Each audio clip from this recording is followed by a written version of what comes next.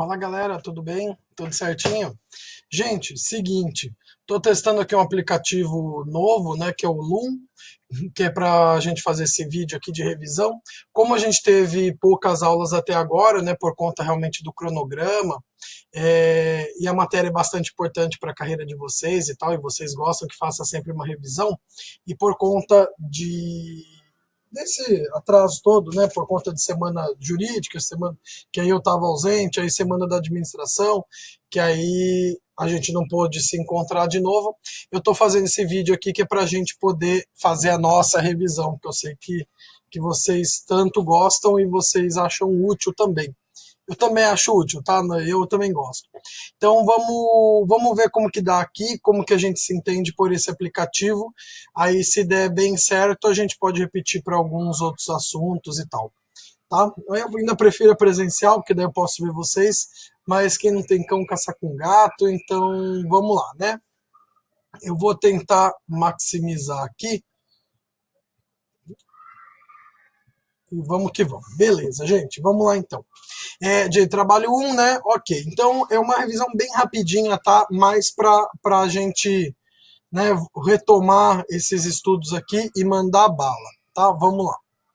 Então, um breve histórico sobre direito do trabalho. Opa, deixa eu voltar aqui, meu. Foi, pronto. É, né, que o mouse anda para um lado e beleza. A gente vai vendo aqui.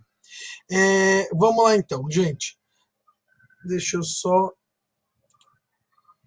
vou ligar aqui meu apontador. Não está funcionando não, mas vamos embora. Vamos lá.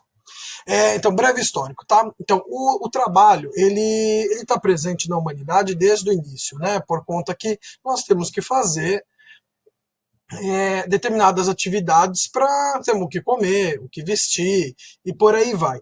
Só que quando a gente pensa em alguém contratando outra pessoa para uma determinada coisa, e vamos pensar assim, numa história mais breve, mais moderna, a gente pode pensar desde os artesãos, tá? Que são a forma mais rudimentar de trabalho, que é uma pessoa, né, uma única pessoa, que desenvolve na oficina dele aquela determinada atividade, construindo alguma coisa.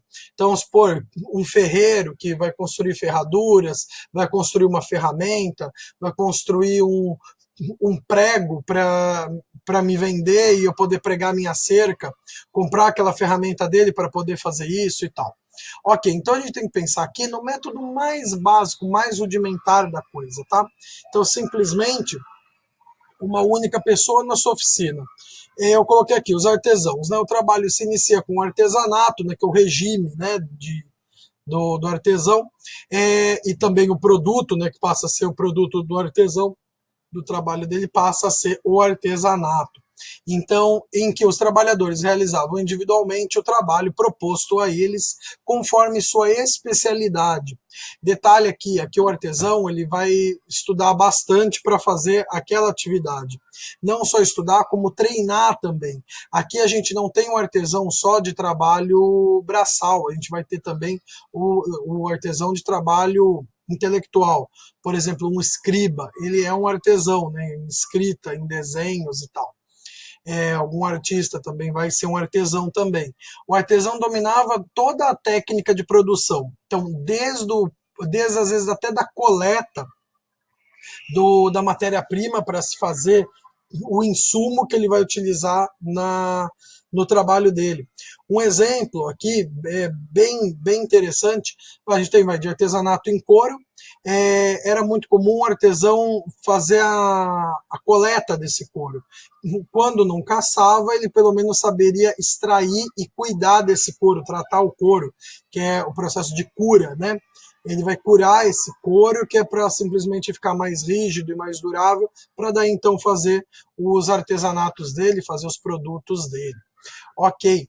Outro também, os pintores, até bem interessante, os pintores, por exemplo, na antiguidade, eles mesmos que faziam a própria tinta. Eles misturavam, vamos supor, para fazer o azul, era uma pedra, que é a lápis lazuli, que ela é azul bem intenso, eles misturavam com gordura e faziam a tinta a óleo da época. Eles destruíam a pedra, né, maceravam a pedra e faziam a tinta azul, por exemplo, como as outras eram de outras formas, mas era o próprio pintor que fazia a sua tinta. Então, isso é bem típico do regime dos artesãos, porque o artesão ele conhece toda a fabricação, todo o processo, até o produto final e acabado, entregue ao consumidor dele. Ok, por conta do aumento dessa demanda por produtos e por conta do preço, imagina só, um quadro pintado pelo cara que faz a própria tinta, o trabalho que ele tem de adquirir as pedras, de macerar as pedras, juntar com a gordura, fazer a própria tinta e fazer às vezes a própria tela. Então é um processo muito maior do que a gente tem hoje, que a indústria nos provê de material em larga escala. Isso barateia bastante por conta da quantidade, a facilidade de acesso na obtenção desse produto. Então, nesse caso, com esse aumento dessa demanda, né, por produtos e visando baratear o custo desses produtos, aqui é baratear um pouco, tá? A gente está ainda falando de tempos muito antigos. A gente vai ter as corporações de ofício. As corporações de ofício surgiram aqui na Idade Média ante o aumento da demanda por produtos. Os artesãos reuniram-se em corporações de ofício, que eram essas oficinas maiores, né, visando aumentar a produção e baratear os produtos. Porque quando se aumenta a produção, se aumenta o volume de vendas também, e por conta disso dá para se baratear o produto. Porque quando você só consegue produzir um único sapato, também é aquele sapato perfeito para aquele pé. Aliás, tem ainda um sapateiro, até que eu comentei com vocês em aula, que faz isso até em Brasília ainda, né? Nesse caso, ele fez até os sapatos dos presidentes e tal, de vários presidentes até hoje. Essa questão toda faz com que o custo seja muito alto, porque é uma pessoa trabalhando em uma única peça, que vai sair num grau de perfeição extrema. Mas é uma única pessoa produzindo uma coisa por vez. Então isso torna muito caro o produto final. Nas corporações de ofício, há uma reunião de vários artesãos, eles se dividem em tarefas, eles têm até graus de hierarquia, então a gente vai ter a figura já dos aprendizes, a gente vai ter a do mestre artesão, e aí de um artesão, vamos dizer assim, intermediário, e eles se dividem em funções e eles viram quase que uma fabriqueta. Por que eu não coloco aqui que é a indústria em si, uma indústria, seria uma indústria muito rudimentar. Mas por que eu não falo que é indústria? Porque na indústria não se há o produtor, no caso, o funcionário, o operário, ele não tem consciência de todo o processo produtivo.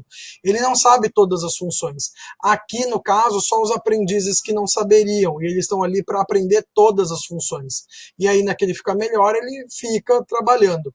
Então, por conta dessa divisão de tarefas, se tem um ganho de produção, e com um ganho de produtividade se tem a diminuição do valor pago pelo produto final, porque vai ter mais produto à venda, e quanto maior a oferta e a procura, menor o preço.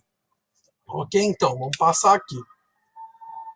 Detalhe aqui, hein, gente, nessas duas fases aqui eu até coloquei produto manufaturado, quer dizer, feito à mão, certo?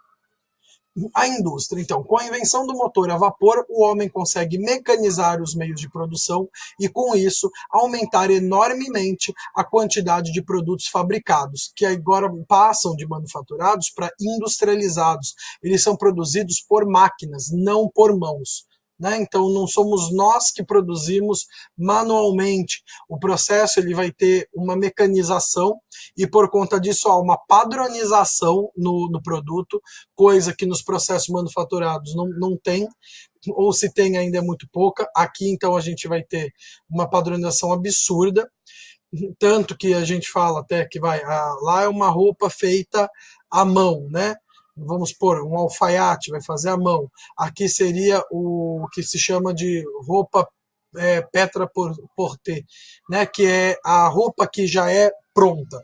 Né? Então ela tem um tamanho 40, 42, 44, 38, o pessoal mais magrinho, 50, o pessoal mais gordinho, e por aí vai.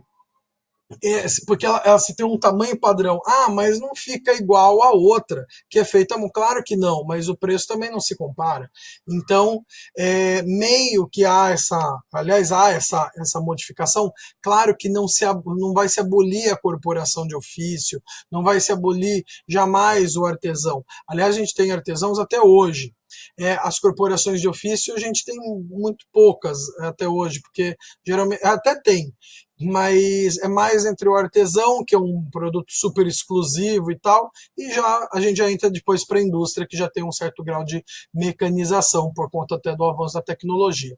Nesse caso aqui, a gente vai ter a invenção do motor a vapor, então a gente vai ter, ao invés de força motriz manual, a gente vai ter força motriz mecânica, feita pela impulsão dos pistões das máquinas por conta de caldeiras movidas a vapor.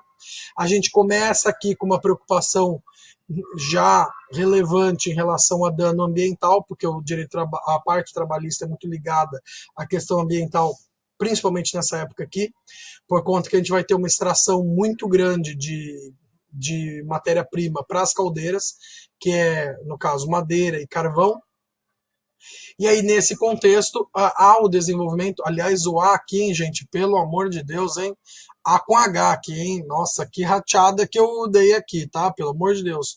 Nesse contexto, há o desenvolvimento das chamadas linhas de produção, que foram esse conceito que é o chamado Fordismo, né? Foi criado por Henry Ford, que revolucionou toda a indústria e tal, do mundo todo nessa época. Então, método segundo o qual o operário trabalha somente na produção de parte do produto final, então exatamente em uma função, ele vai ter uma linha de produção e cada um tem sua função na linha de produção.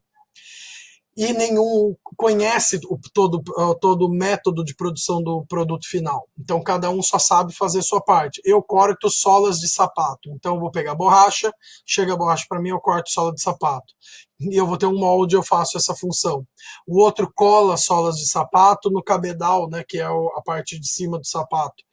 E o outro faz os cadarços, o outro passa o cadarço, o outro vai fazer o polimento, então o outro acabamento final, o outro só põe na embalagem, o outro etiqueta a embalagem, o outro embala a embalagem, sei lá, se for para ser enviado. Então, o cara que põe na embalagem, ele não faz a menor ideia de como é costurado o sapato, se ele é costurado, se ele é colado, se é borracha, se é couro, como que você vai fazer o polimento do sapato. Porque tem uma outra galera que vai fazer isso daí.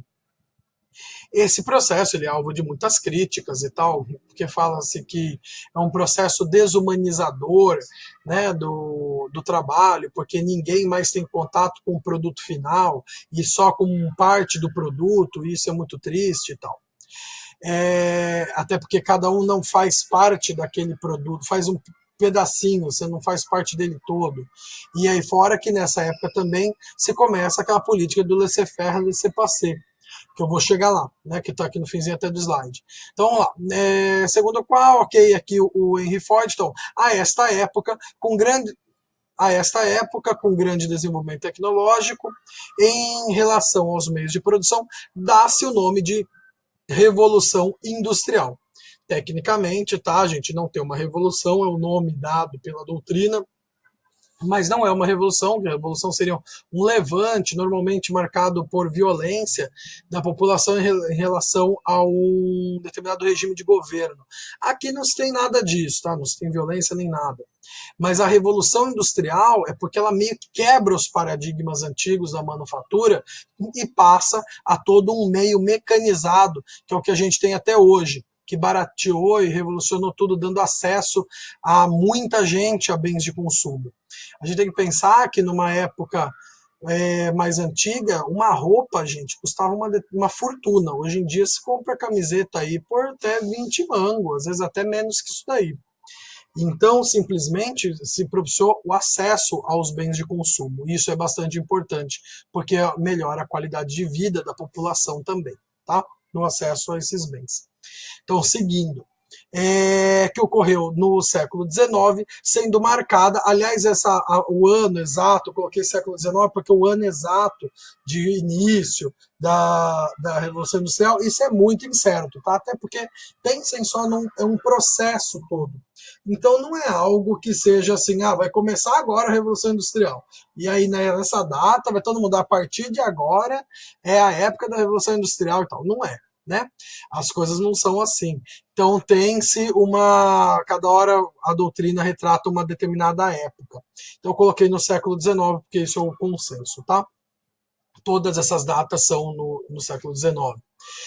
Então, sendo marcada pelo liberalismo estatal, com pouca intervenção do Estado no domínio econômico. Aliás, liberalismo é pouca intervenção do Estado no domínio econômico. Para o liberalismo, o mercado se autorrege.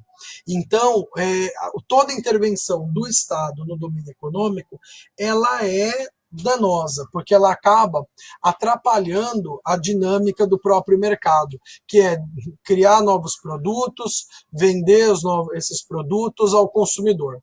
E aí ter a livre concorrência, né? Porque novos mercados vão pensar em novos produtos, em novos consumidores, e nisso tem toda essa relação. Então, para o liberalismo, inclusive até quando eu estava com vocês em direito empresarial, eu até comentei disso com vocês, né? Lembro lá até do princípio do informalismo que orienta lá o direito empresarial, ele vem mais ou menos nessa ótica aqui liberal. Ok, então, com pouca intervenção do Estado no domínio econômico, de maneira a conferir maior liberdade para as partes contratarem como desejarem. Informalismo, tá?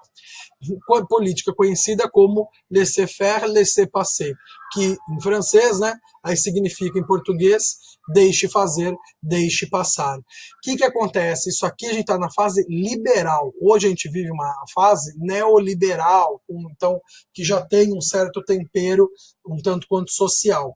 Então a gente consegue hoje pensar em alguma intervenção estatal, às vezes até demais, mas ela é alguma intervenção. Sempre quando o Estado intervém, ele deve sempre se pautar por resguardar direitos sociais, ou direitos até individuais ou transindividuais.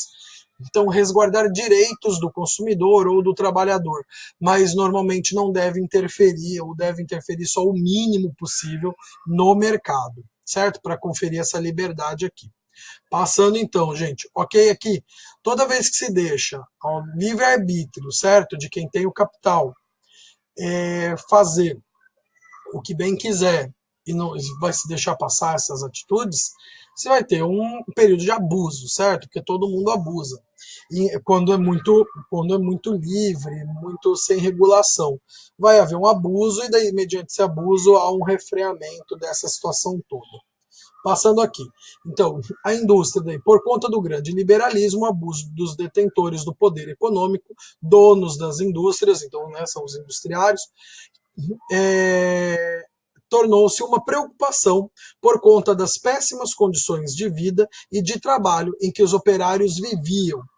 Condições essas que eu já relatei até em classe, mas só vale lembrar, jornada de trabalho de 15 horas, 18 horas, crianças trabalhando, grávidas trabalhando, aqui não havia previdência social, seguridade social, quem se acidentava perdia o emprego e simplesmente só perdia o emprego, tinha depois que arrumar alguma coisa ou ficava às custas da família.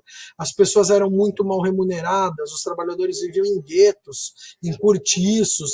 A gente vai ter uma escalada aqui na parte de invasão, moradias precárias, população vivendo em cortiço, péssimas condições de higiene, doenças se alastrando aqui pela população, a taxa de mortalidade alta, a expectativa de vida do trabalhador mais baixa, por conta dessas más condições de vida.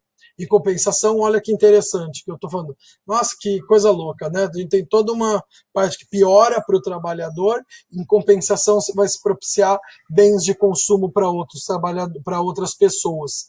E isso é muito bom para a sociedade. Então a gente vai ter uma classe superexplorada e uma classe exploradora. Ok, gente? Mas mesmo a classe explorada, ela ainda tem um certo acesso a alguns bens que antes teria muito pouco, ou até nem teria. E aí, diante desse cenário todo de abuso, surge a necessidade da criação de normas que regulassem, pelo menos meio que minimamente, os direitos humanos, pelo menos declarar esses direitos e regular esses direitos. Então, em 48, após os horrores vivenciados lá na Segunda Guerra Mundial, né, com o Holocausto, foi assinada a Declaração Universal dos Direitos Humanos e, em seu artigo 23, cuida do direito ao trabalho. A partir de 49, começou a ser desenvolvido o Pacto dos Direitos Civis e Políticos, só foi concluído em 66 e entrou em vigor em 76. Nossa, mas que absurdo, concluiu e isso entrou em vigor 10 anos depois? Porque em direito internacional a gente precisa normalmente de um número de assinaturas, de ratificações de alguns estados para se ter valor, se entrar em vigor um determinado documento. Ok, então isso leva tempo por conta das tratativas todas, a burocracia de cada estado e tal. Estado que eu falo são os países, tá? E aí, nesse caso, 10 anos, né? Esses direitos civis e políticos são direitos lá de primeira dimensão, que a gente até vai ver. A gente já viu e vamos rever, né? Então, direito à liberdade, à honra, à imagem. A gente não está falando de grupos sociais, tá? Então aqui ainda não está o trabalho. Em 66, foi firmado o Pacto dos Direitos Sociais, Econômicos e Políticos, que cuida diretamente dos direitos sociais, como é o caso do direito do trabalho. Aqui sim já é a nossa área, tá? Então aqui a gente vai falar dos direitos de grupos, de grupamentos. Então, o grupo de trabalhadores, uma categoria de trabalhadores. É aqui que vai entrar a nossa disciplina, tá? Então, na verdade, a gente passa a só ter o primeiro documento que trata do direito ao trabalho em 1948, quer dizer, no século seguinte, já no século XX. Para vocês verem como é complicado, como tudo é um processo lento, histórico, de luta, de conquistas e tal. Por isso que se vai ter o princípio da historicidade, da vedação ao retrocesso. Então, voltar atrás em matéria trabalhista é um baita retrocesso em direitos humanos. Mas, seguindo lá. Internamente, a Constituição Federal de 1988, internamente, que é âmbito brasileiro, âmbito nacional, trata dos direitos sociais em seus artigos 6º, mencionando que o direito aqui no caso é o direito ao trabalho, tá? Que o trabalho é direito de todos e responsabilidade do Estado, até quando fala o trabalho dignifica o homem e tal. Tá certo que essa frase é mó controle de massa do caramba, mas ela tem a ver porque todos têm direito ao trabalho, e com o trabalho digno, conseguir prover seu próprio sustento de sua família. E mover as riquezas, né, também, mover a economia. E 7º, listando diversos direitos do trabalhador de maneira a protegê-los. E faltou um acentozinho ali no G, tá? No E aqui. Nesse caso aqui, ficou faltando um acentozinho aqui assim no E. O que acontece? O 6º ele vai falar de forma genérica, junto com a saúde, previdência, segurança pública, educação, seguridade social, por aí vai. E o 7º vai falar, são direitos do trabalhador urbano e rural, e vai fazer uma lista de direitos desse trabalhador. Essa lista ela existe para se colocar esses direitos na escala de direitos humanos, e como são direitos humanos, eles são cláusulas pétreas, quer dizer, eles não podem ser suprimidos, diminuídos, que tem a ver com aquela irrenunciabilidade lá dos direitos. Não se dá para diminuir direitos humanos, abrir mão desses direitos. E isso fica protegido, vários deles ficam protegidos na Constituição Federal. Seguindo aqui. Deixa eu só mover a câmera. Epa, a câmerazinha aqui, que agora eu estou bem no meio do texto. Vamos ficar aqui, ó. Tá aqui, ó. Direito ao trabalho. É que eu coloco aqui no centro, porque assim, quando eu olho para a câmera, a minha câmera está bem aqui em cima, assim, aqui. Quando eu olho para a câmera, daí eu fico olhando para você, porque daí eu não. Porque se eu ponho de canto, eu vou toda hora ficar dando uma olhadinha, assim, para ver como está a minha cara, se eu saí ou não do enquadramento. Então, por isso que eu coloco mais em cima, tá? Mas aí eu vou pegando o jeito, eu vou colocar aqui no cantinho, que daí não atrapalha ninguém. Mas vamos tentando colocar ela aqui. Fica aí mesmo. Então vamos embora. A primeira, né, tudo perdoado, né? Depois a gente faz melhor aqui. Então, direito do trabalho como direito humano, tá? Conforme já estudado, direito do trabalho é direito humano, então lá de segunda dimensão, especificamente de segunda dimensão, trata de direitos sociais, ok? Então, os direitos humanos podem ser divididos basicamente em três dimensões, não gerações, tá, gente? Vamos usar sempre o termo dimensão, que geração parece que um sucede o outro, eles não se sucedem.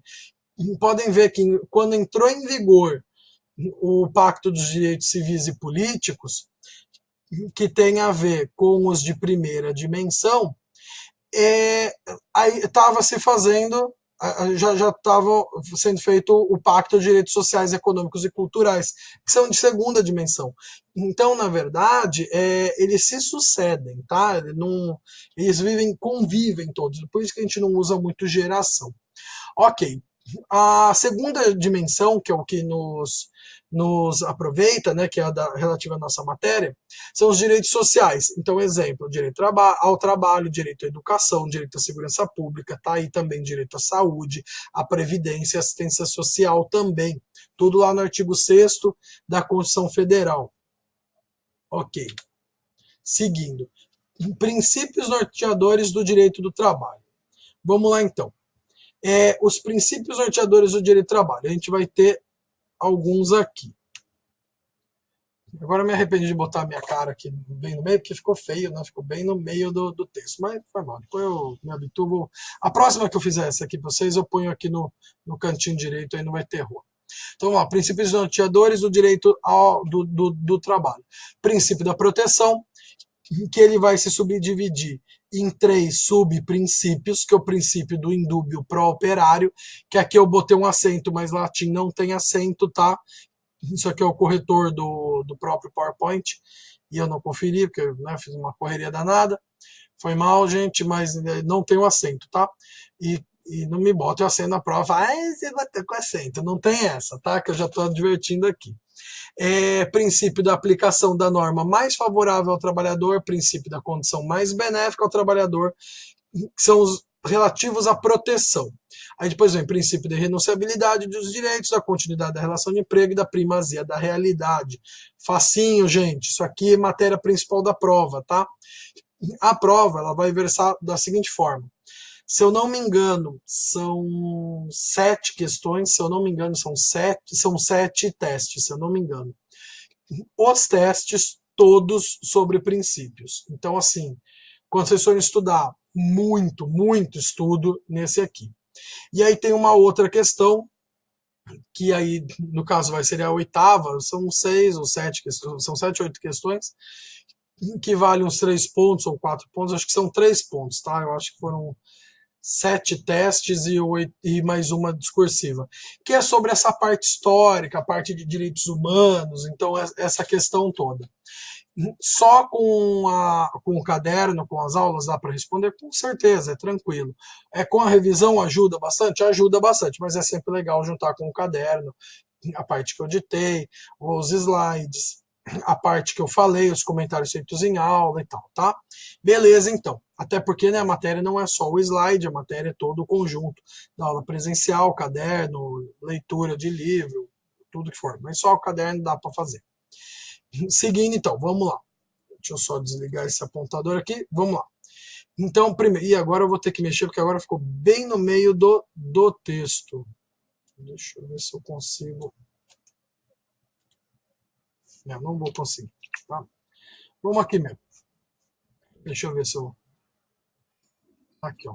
Só um minutinho, gente. Deixa eu me botar aqui.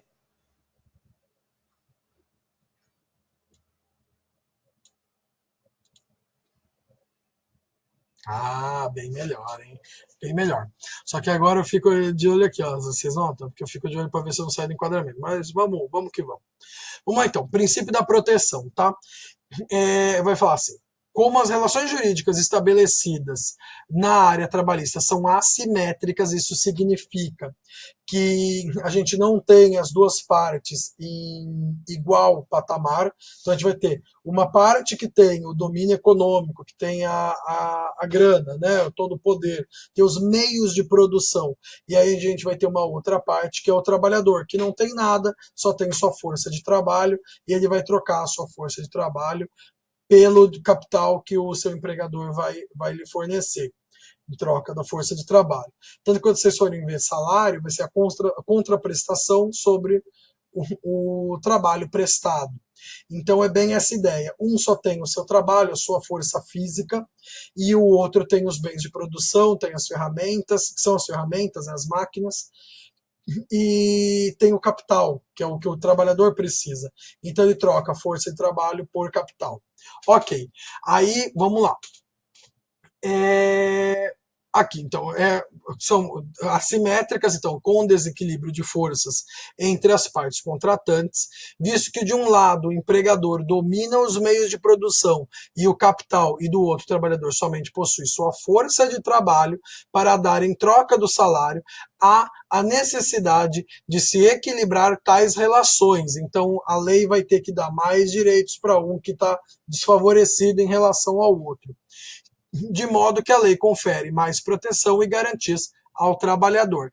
Isso não significa dizer aquilo que muita gente que tem empresa fala, que mas a entrada de trabalho ganha. Ganha porque não pagou, né?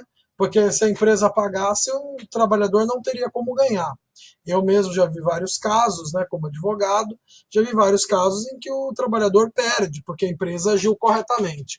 É que normalmente não age, tá? Normalmente ela não paga, até porque isso sai mais barato no final das contas. A gente tem uma fiscalização trabalhista muito aquém do necessário aqui no Brasil, então muitas vezes fica impune. O cara só tem que pagar, o empregador só tem que pagar o que realmente era devido desde o início. Então fica realmente esse problema, tá? Vamos lá então. Este princípio se divide em três outros subprincípios. Indúbio pro operário. Disciplina que, na dúvida, deve se decidir de maneira favorável ao trabalhador. Este princípio não é absoluto, devendo ser analisado quando do processo em conjunto com o ônus da prova. O ônus da prova é o seguinte: a gente tem uma máxima no direito que fala assim: a quem alega incumbe a prova. Então, se eu falo que eu trabalhei lá, e eu não tenho vínculo reconhecido em carteira, cabe a mim, que estou alegando, fazer a prova disso, dessa relação. Com testemunha, com documentação, com foto, com o que eu tiver. Com cartão de ponto, que apesar de eu não ter registro, eu batia cartão de ponto. Então, vai ser essa questão. Em algumas dúvidas em relação à análise dessa prova, esse aqui é um princípio um tanto quanto mais processual, mas eu coloquei ele aqui porque ele é muito útil, inclusive para o direito do trabalho, porque processo de trabalho é diferente, é o meio para se fazer pagar os direitos do trabalhador. Mas uma coisa meio que está ligada à outra, por isso que eu coloquei ele aqui, tá? Mas ele vai ter um desdobramento um tanto quanto mais processual, tá? Então, o indúbio para operário vai falar que toda vez que for analisado algo, essa análise, se houver dúvida nessa análise, não tem uma certeza absoluta.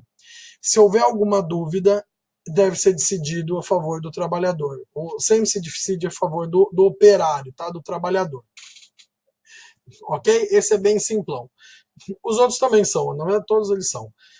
Aplicação da norma mais favorável ao trabalhador. Gente, esse aqui eu não precisaria nem explicar, porque assim, só o nome dele já fala simplesmente tudo, né? Que é a aplicação da norma mais favorável ao trabalhador. Então, eu tendo mais de uma norma aplicável, eu vou aplicar a mais favorável ao trabalhador. Então, a que mais favoreça essa pessoa, esse empregado, esse trabalhador, é sempre aplicável. Aqui eu tenho que esquecer aquela hierarquia, que é uma piramidezinha que a gente faz no direito, que é a Constituição Federal no topo, aí embaixo vai leis ordinárias, complementares, decretos e, último, normas de caráter administrativo. Se uma norma uma lei ordinária for mais favorável que a Constituição Federal, aplico a lei ordinária. Então eu vou aplicar sempre, eu não ligo para a hierarquia das normas, eu vou sempre só ligar para uma coisa, qual é a norma mais favorável, ok? Beleza. Vocês vão ver que toda hora eu tô, assim, ó, o zoinho vira assim pro lado, que eu faço assim, eu tenho que ver se o positivo tá no enquadramento, tá? Porque senão, às vezes eu faço assim, ok, e ó, agora eu tô com positivo aqui não tá, mas olha ele aqui, ó. Tá bom, gente? Então não repara não, tá? Às vezes eu vou dar uma olhadinha aqui e tal, mas é porque onde tá a câmera mesmo. Vamos lá então. Aqui, ó, vou ler o texto aqui com vocês. Toda vez que for possível a aplicação de duas ou mais normas, a aplicável deverá ser a mais favorável ao trabalhador, independentemente da hierarquia entre elas. Ok. Exemplo, a Constituição Federal prevê adicional de no mínimo 50% sobre as horas extraordinárias. A Convenção Coletiva de Trabalho, que é fixada entre sindicato patronal e sindicato do trabalhador da categoria, dispõe que o adicional sobre as horas extras será de 75%. Prevalecerá, portanto, a Convenção sobre a Constituição. Detalhe, a Constituição Federal é a lei máxima, a lei magna, é a lei das leis. E a Convenção Coletiva de Trabalho, que é uma norma que a gente encaixaria na base da pirâmide como administrativa, ela, que é infralegal no caso, ela acaba prevalecendo nesse caso. Por quê? Porque ela é mais favorável ao trabalhador. Ok. Aí o último princípio, que é bem relativo, tá? É bem ligado a esse aqui, que é a aplicação da condição mais benéfica ao trabalhador. Vai na mesma linha, tá? Eu tendo duas condições aplicáveis, ou havendo uma modificação dessas condições, eu tenho que sempre manter aplicada a mais benéfica. Então, mantém relação com o direito adquirido, quer dizer, ele já tinha aquele, ele já estava naquela condição e a condição é modificada.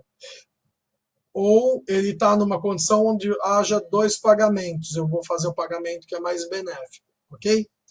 Então, com o direito adquirido, pois deve ser mantida a condição, direito mais favorável ao trabalhador, não podendo ser suprimidas, via de regra, ou seja, a supressão de direitos trabalhistas instituídos por regulamento da empresa só alcança os empregados admitidos posteriormente.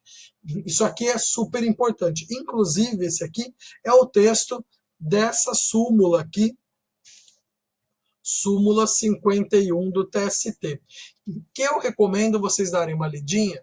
Vocês jogam assim no Google, súmula 51 TST, vai aparecer lá. Súmula, na verdade, é o seguinte: quando eu tenho diversos julgamentos no mesmo sentido, e o tribunal meio que vê que aquilo sempre meio que deve ser decidido daquela forma, o tribunal faz o quê? Ele edita uma súmula, que é uma afirmação, um postulado, né, uma proposição que meio que pacifica aquele caso. Fala assim, então, nesse caso, sempre será julgado desta forma. É cabível isso. Então, toda vez que aparecer um problema igual àquele, os magistrados devem utilizar essa súmula. Eles não são obrigados, tá, a usar essas súmulas, a não ser no caso das súmulas vinculantes. Mas na Justiça do Trabalho, quando a matéria é sumulada, dificilmente um magistrado vai contra a matéria sumulada, tá? Até porque é cabível um recurso, que é o recurso de revista, especialmente para esse fim, tá? Que foi julgado contrário à súmula. Mas tem que ser exatamente o mesmo caso da súmula, tá? Para ser idêntico. E aí coloquei aqui, ó, ver súmula 51 TST e artigo 611-A, inciso 4 da CLT. Isso aqui é novo, tá? Isso aqui vai dar um banzé ainda. Então, assim, se cair isso aqui na prova, cá entre nós, vai cair, não vão pelo 611-A, tá? Vocês vão agora pela súmula 51. Ah, mas o 611 é a lei, e a lei vale mais que a súmula. Com certeza, vale mais que a súmula.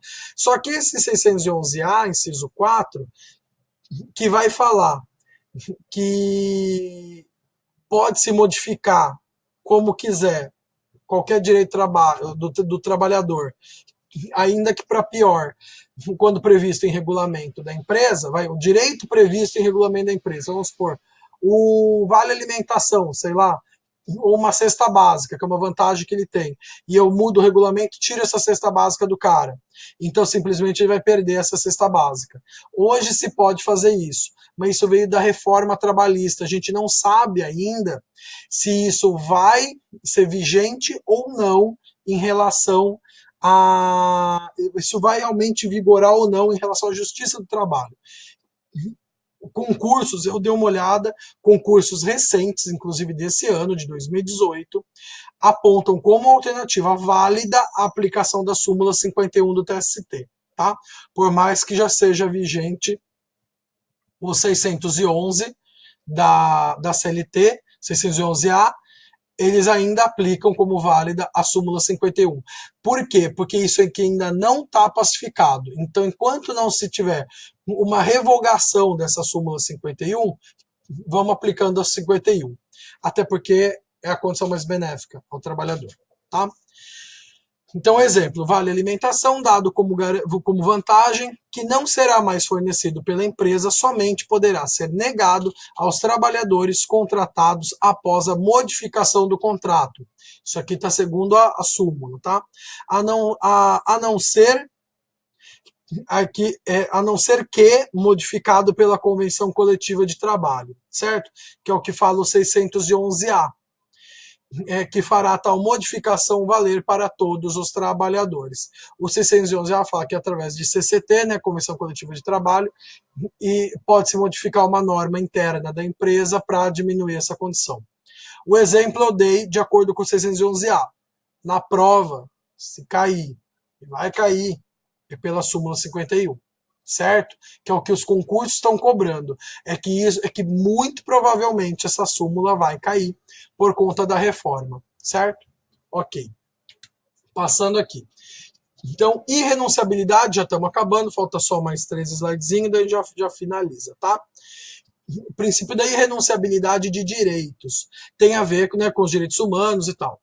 Como os direitos do trabalhador são direitos humanos, a regra é no sentido de que os direitos trabalhistas são irrenunciáveis pelo trabalhador. Quer dizer, o trabalhador não tem como abrir mão deles, ele não tem como falar, não, vou ganhar menos que salário mínimo, porque está lá no artigo 7º da Constituição Federal falando que o menor salário é o mínimo federal. E aí, no caso, a gente vai ter um salário mínimo estadual também, que é maior que federal. Então passa a ser o mínimo o estadual. Ok, então são irrenunciáveis, não dá para se abrir mão deles, não dá para se nem vender, que esse direito é inalienável e ele é também irrenunciável, tá? Então, irrenunciabilidade tem a ver com abrir mão de direitos, a gente não pode abrir. Então, se tiver uma previsão no contrato falando que a gente abre mão do pagamento de horas extras, não pode abrir mão.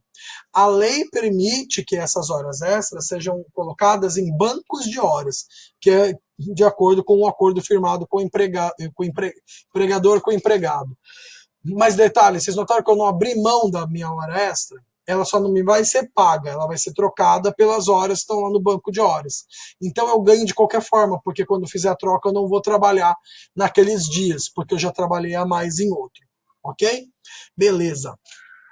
Vamos lá então. Aliás, detalhe, eu já tô tão doido já que eu já tô falando ok e eu mesmo respondo, então beleza. Mas beleza, vambora. Vamos tocar aí. Já tô quase, eu tô falando sozinho aqui, gente. Mas faz parte. É muito estranho isso aqui. Até, inclusive, eu faço parte do EAD, né, lá da Unisanta. Só que lá, quando eu faço essa videoaula, eu faço ao vivo com os alunos. Então eu falo, ok, gente. Aí a galera, ok, beleza, ok. Foi então beleza. E aqui eu só tô gravando um vídeo. Então por isso que é uma primeira vez. Por isso tá uma coisa meio esquisita, tá? Mas das próximas eu vou me profissionalizando até eu virar youtuber. Aí que vai ser bom demais. Mas brincadeira, não vou fazer um troço desse. Eu tenho uma carreira como professor, né, pela frente, não posso ficar fazendo essas coisas. Vamos lá.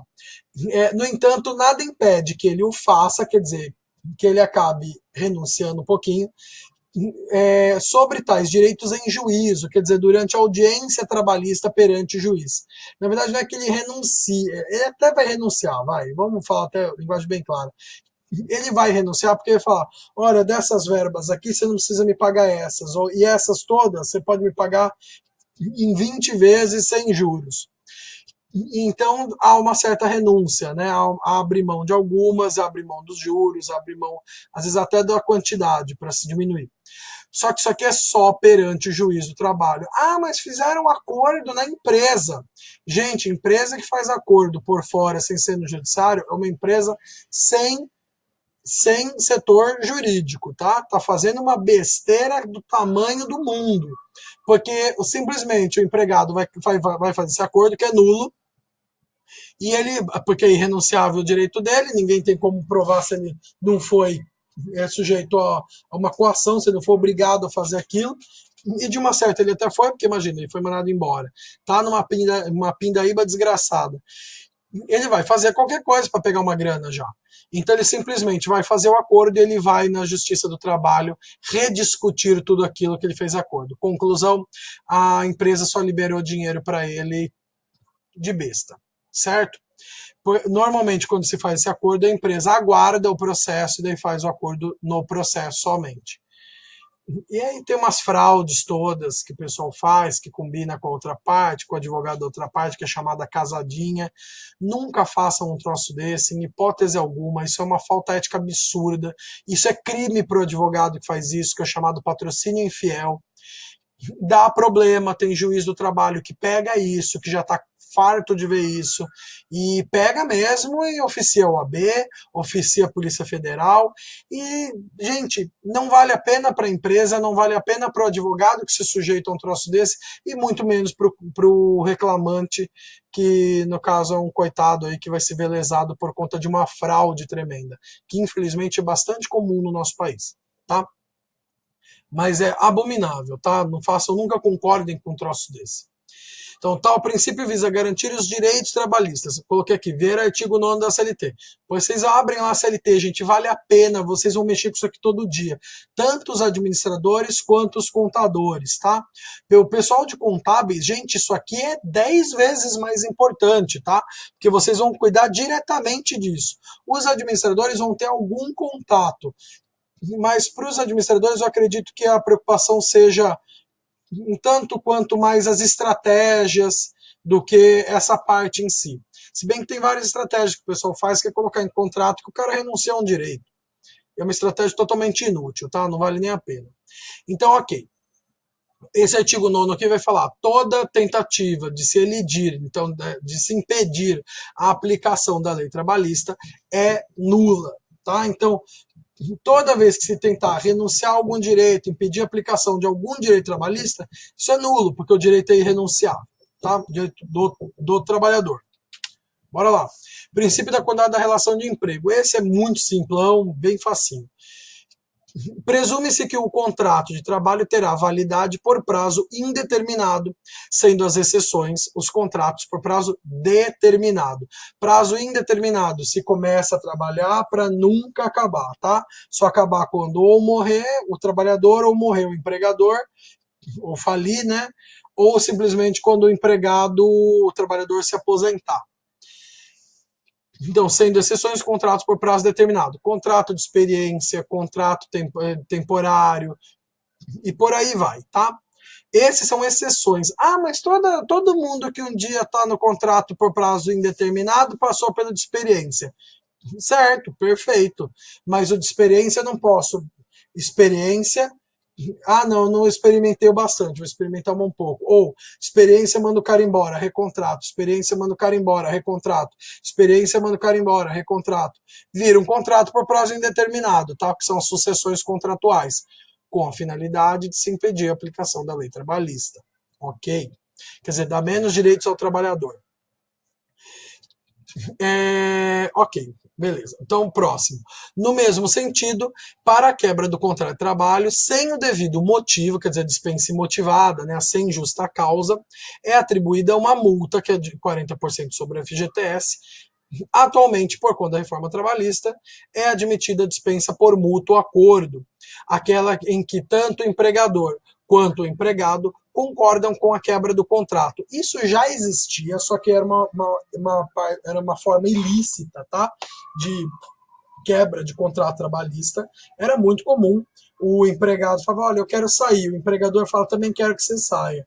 E, então me manda embora, eu não vou te dar esse gostinho, não vou te dar 40%. Né, que já tá no, o pessoal já está no ódio já. E aí simplesmente fica essa situação toda, desagradabilíssima, e aí acabam entrando em acordo. Fala o seguinte, então, me manda embora, quando eu pegar os 40% eu te pago, te devolvo 20%. Então não fica tão caro para um, nem tão caro para outro. Isso era feito tanto, tanto, mas tanto que acabou agora sendo permitido pela lei. Tem toda uma briga quanto a isso aqui, eu vou comentar com vocês quando for falar do FGTS, porque até que ponto que a gente não vai ter o cara sendo obrigado ou ele realmente tendo consciência disso ou não. Então a gente, toda vez que se permite algo, tem que se pensar, tá ok, tá permitido, como que é essa relação? Ela é assimétrica. Cara, então pode ser um problema, porque às vezes a outra parte não tem discernimento, tem trabalhadores que são muito simples, não tem discernimento dos direitos deles, não tem conhecimento disso. Ah, mas hoje não tem mais gente assim. Tem. Tem e não é pouco. Juro para vocês. Pessoal que é analfabeto, não tem essa consciência. Eu mesmo já tive clientes que falavam, não, mas eu não tenho direito nenhum, não tenho carteira assinada. Não muda nada a carteira. A carteira ser assinada é só a prova, né, escrita do contrato. É o contrato de trabalho escrito ali. Não muda nada o fato de ele ter trabalhado com a carteira ou não. Ele tem os mesmos direitos, só não vai ter a prova escrita. Seguindo então. Então a gente ainda vai chegar nisso aqui, tá? Então, por mútuo acordo, então aquela em que tanto o empregado concorda com a quebra do contrato, mesmo não havendo justo motivo. Então, sendo tal multa reduzida para 20%, que é o 484A da CLT. A gente ainda vai ter mais isso aqui lá na frente, tá? Depois vocês dão uma olhadinha nessa súmula aqui na 212, tá? Que é quanto essa sucessão contratual e tal. Então, nesse caso aqui, por que tem uma multa? Porque dispensa imotivada, se eu tenho um contrato que deve ser contínuo, eu não posso ir quebrando esse contrato, ele é contínuo. Então, a dispensa imotivada simplesmente é uma ruptura indesejada, arbitrária, não querida desse contrato de trabalho. Então, o que eu tenho que fazer? Arbitrar uma multa, que no caso a lei coloca em 40% da FGTS, para se desestimular essa quebra contratual. Se eu não, multa é penalidade, tá? Penalidade por uma conduta que não é a desejada, que não é a querida, não é a ideal, certo? Ok. Coisa que com a justa causa não tem multa nenhuma. Por quê? Porque ele quebrou com base em um feito que era desejado essa quebra, porque a pessoa descumpriu feio algum dever dela. Seguindo aqui, princípio da primazia da realidade e o último, aí a gente já finaliza. Significa que os fatos são muito mais importantes, primazia quer dizer prevalência, tá? Significa que os fatos são muito mais importantes que os documentos. Quer dizer, o que eu estou registrado no papel, vamos supor, essa minha carteira que eu acabei de falar, essa minha carteira de trabalho está aqui, não está assinada, então ele não trabalhou lá. Bobeira, bobagem. Não é porque não está escrito lá no documento, eu não tenho documento que comprova que não tenha havido isso na realidade. Eu vou entrar com a reclamatória trabalhista requerendo o reconhecimento de vínculo. Nessa hora que eu peço o vínculo, é para se assinar a carteira, porque eu trabalhei de qualquer forma na realidade, não é porque não está no papel que não aconteceu. E no direito do trabalho e processo de trabalho, vale sempre o que acontece na realidade. Eu só tenho problema só para levar essa realidade para o processo, que está no mundo fático, eu vou ter que levar para o processo. Eu vou fazer isso através de provas, mas aí é lá do processo de trabalho. Então, testemunha, documento, perícia, é tudo lá do processo de trabalho. Não é problema nosso aqui. E não é problema de vocês também, honestamente, porque tanto os administradores quanto os contadores não podem entrar em processo. É problema de nós, os advogados. Tá? Então, só no caso, os advogados é que vão cuidar desse problema. Então, por isso que eu falo, não é problema de vocês, vocês já têm problema demais na vida. Como eu também tenho, mas eu tenho outros problemas diferentes dos de vocês, tá? O nosso, que é igual, é o direito do trabalho. Tá? Então, é essa a preocupação aqui. Então, dessa forma, tentativas de impedir a aplicação da lei trabalhista são nulas, que lá é o artigo 9, que a gente já conhece, já falei para vocês já leram, bonitinho, como bons alunos que são, né, já leram lá na CLT, tá tudo em dia, estudo perfeito, vão tirar 10 na prova. Se Deus quiser, né, gente? Porque não depende de mim, depende de vocês, tá? Então, bora estudar. Então, pois afastam a verdade da realidade dos fatos. Então, nesse caso, eles vão para uma outra verdade, uma verdade falsa, né? Uma inverdade, uma mentira. E a realidade dos fatos, que é a verdade mesmo, a verdade verdadeira, é essa que acontece na realidade dos fatos, o que realmente ocorreu. E algum documento fraudulento acaba sendo nulo porque ele visa mentir. Tá? Um exemplo bastante comum em que este princípio é aplicado é o caso da sonegação do vínculo empregatício através da contratação de trabalhadores como autônomos ou mesmo empresários. E aquele pessoal que vai ser contratado como autônomo, isso aqui é muito comum na área de informática, tá? Muito comum, aliás, o pessoal praticamente só trabalha assim na área de informática, TI, né? Tecnologia da informação. Essa técnica que é conhecida como pejotização. Por que pejotização? Porque esse empresário vai ser uma pessoa jurídica, ou um empresário individual, que aí é mais fácil de anular, ou uma sociedade empresária, vamos por uma limitada, que dá para anular igualmente, mas demanda mais trabalho, ainda mais se a empresa fizer a fraude direitinho, né? Como manda o manual da sem vergonhice, né? Aí fica mais difícil de se anular. Porque a prova dessa nulidade compete a quem alega que é nulo, quer dizer, ao trabalhador que foi lesado. Então, de modo que, havendo os requisitos para o estabelecimento de vínculo empregatício, na prática, que é a realidade, está-se diante de relação de emprego e não de contratação de profissional autônomo ou empresa, devendo, portanto, prevalecer a realidade dos fatos e não o que foi documentado somente. Todo autônomo é empregado? Então, claro que não. Ele tem que ter os requisitos lá da relação de emprego que eu vou passar para vocês na próxima aula, depois da prova, que a gente já entra no conceito de empregado e empregador, e depois, gente, é só direito do trabalhador até não aguentar mais, da forma mais rápida possível, porque tem bastante matéria e tem pouco tempo. Até porque vocês pegaram a aula de sexta-feira, tá cheio de feriado ainda pela frente aí. Mas, gente, é isso. Eu espero ter ajudado vocês com esse vídeo aqui de revisão. Como não tivemos muitas oportunidades, fiz esse videozinho aqui. Vocês sabem que vocês são uma classe que mora no meu coração, vocês sabem disso. Falo isso olhando aqui nos olhinhos de vocês. E, gente, não custa uma ajudinha extra aqui, vocês merecem, todos são muito bons alunos, são muito empenhados. Eu acho que quando a gente caminha, gente, a gente caminha, tanto professores quanto alunos, a gente caminha tudo junto, tá? Rumo a um único lugar que é a nossa melhoria, tá? Enquanto profissionais.